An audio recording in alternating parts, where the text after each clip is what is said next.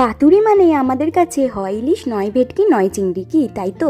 ছানা দিয়েও যে এরকম সুন্দর টেস্টি পাতুরি বানানো যায় সেটা কি তোমরা জানো?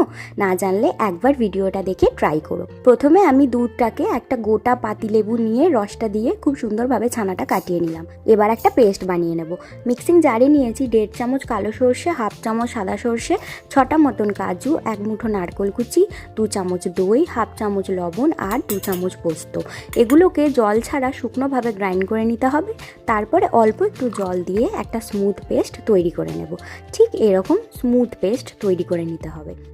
এরপর জল ঝরানো ছানাটাকে খুব ভালোভাবে মেখে নিতে হবে হাত দিয়ে।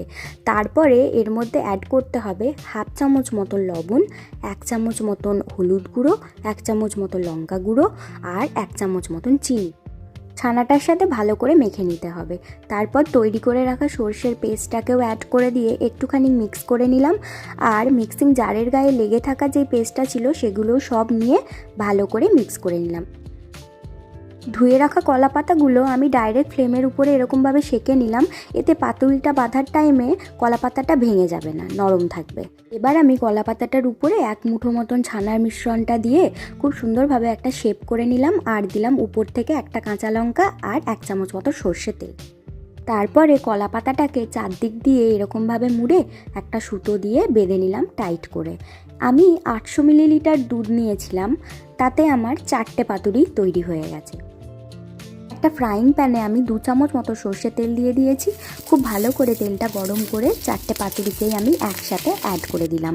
তারপরে আমি ঢেকে দিলাম 5 মিনিটের জন্য মিডিয়াম ফ্লেমে। 5 মিনিট পর এবার একটু উল্টে নেব। একটা একটা করে 4টে পাতুরিকেই খুব সুন্দরভাবে উল্টে দিলাম। তারপর আবারও ঢেকে রেখে দিলাম 5 মিনিটের জন্য মিডিয়াম ফ্লেমে, ওই সাইডটা কুক হওয়ার জন্য।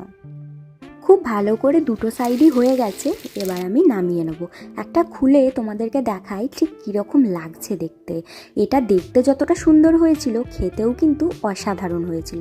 চলো চলো এবার সার্ভ করে নেওয়া যাক গরম গরম ভাতের সাথে। নিরামিষ দিনে এই রেসিপিটা ট্রাই করার রিকোয়েস্ট রইল। ভালো লাগলে সাবস্ক্রাইব করে দিও। টাটা।